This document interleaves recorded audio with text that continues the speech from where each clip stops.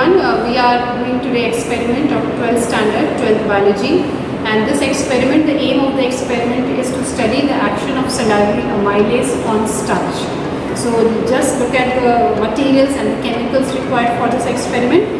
So we require 2 test tube students. Okay, in one test tube I have labeled E, that is an experimental test tube, and another one is a C, and that is called as a control test tube. So we have one experimental and a control test tube. We'll let you know what exactly does it mean during the course of experiment. Apart from that, we require few cavity slides. So these are these cavity slides you can see. Okay, I have taken 2 cavity slides. I require measuring cylinder which can measure up to 10 ml. Then we require few of the droppers are required. Then certain chemicals are required over here. Number 1 is the starch solution, and this starch solution we have to make it almost 24 hours before for the best result, and when they need to filter it out, so this needs to be made 24 hours before. And then we have this 1% of NaCl solution. This is the NaCl, the non-iodized solution, easily available in lab. Then we have this iodine solution, and then we have a small amount of enzyme. Okay, this is a salivary amylase enzyme. We have taken 5 mg of enzyme and dissolved it in 100 ml of water. Okay, and this solution has been made. Okay, now to just start with the experiment, we need to be very careful when we are doing the things. As I told you, one of my things will be the experimental and another one will be the control factor. So in experimental and control, I am going to test the activity of amylase in it. So first I am going to, in this experimental test tube, I am going to add 5 ml of this starch solution. I have taken this starch solution separately over here so that I can easily fill it.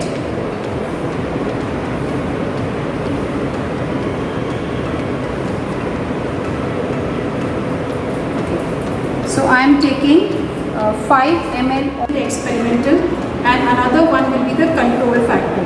So in experimental and control, I am going to test the activity of amylase in it. So first I am going to, in this experimental test tube, I am going to add 5 ml of this starch solution. I have taken this starch solution separately over here so that I can easily fill it.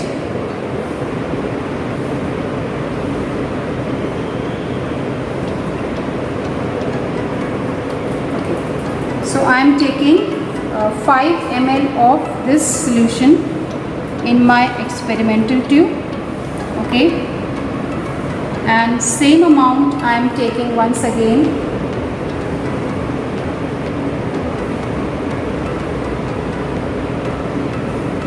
Same amount I am taking for my control tube also.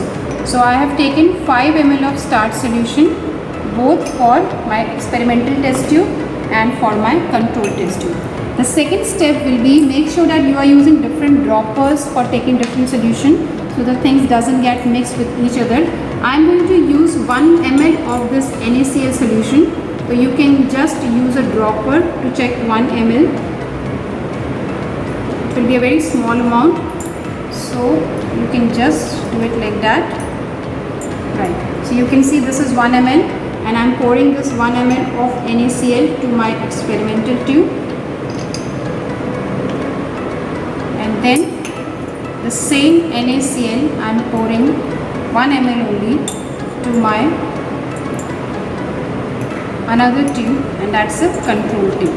So this is 1 ml and I am putting this to a control tube also. I'll just shake it slightly, no need to require to shake too much, just shake it slightly. And the next step will be, I will be putting these both my test tubes in a water bath, and for this, so we have mixed NaCl and starch solution in both the test tubes, okay, equal amount, and then I am putting it to water bath, and I have maintained this water bath at 37 degrees Celsius students, okay. This is very important. What we are going to do right now is that we are going to manage the temperature of this test tube to around 37 degrees Celsius. So the water in this is actually around 37 degrees Celsius, and we are going to keep both my test tubes in it for at least 10 minutes. In our experimental test tube, and there is no enzyme in this control test tube, and let it settle for a while, and in the time being, what we have done is that we have put few drops of iodine solution in all the cavity slides. Clearly see the color of the iodine solution right now. Okay, it is yellowish color, yellowish orangish color it is. And then I will start putting this control test tube, the solution of the control test tube, which contain both starch and NaCl. Let us see what happens. As you know that starch shows, there is a test in which iodine, the presence of starch can be detected by iodine, and the iodine changes to bluish purple color. So let me see. Yeah, can you see the color, students? Okay, this is my control test tube. Okay, and I will put this over here and I will count it as a 0 minute. Okay, and after every 2 minutes from the control test tube, I am going to put few drops of that solution in all the cavity slides. Okay, so I'll wait for 2 minutes. The same we are doing for this experimental test tube also, but the difference between the experiment and the control test tube is that this test tube contains an enzyme, salivary amylase. So it has started digesting the starch. Let us see what happens if I am putting this solution to the iodine.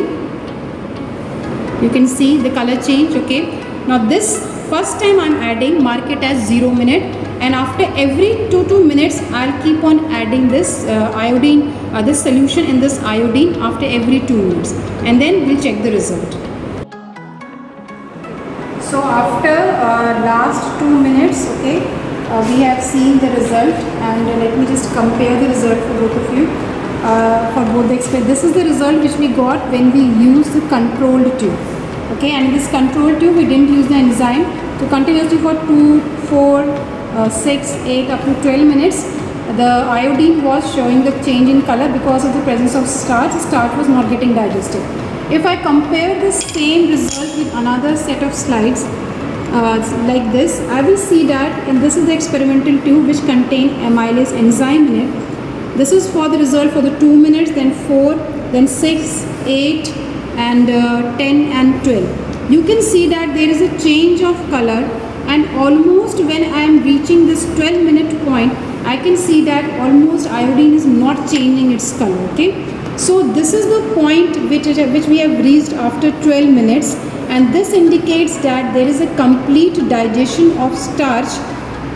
This is a complete digestion of starch by enzyme after 12 minutes, and that is why now there is no starch in the solution, so the iodine test becomes negative, and this is known as an achromatic point.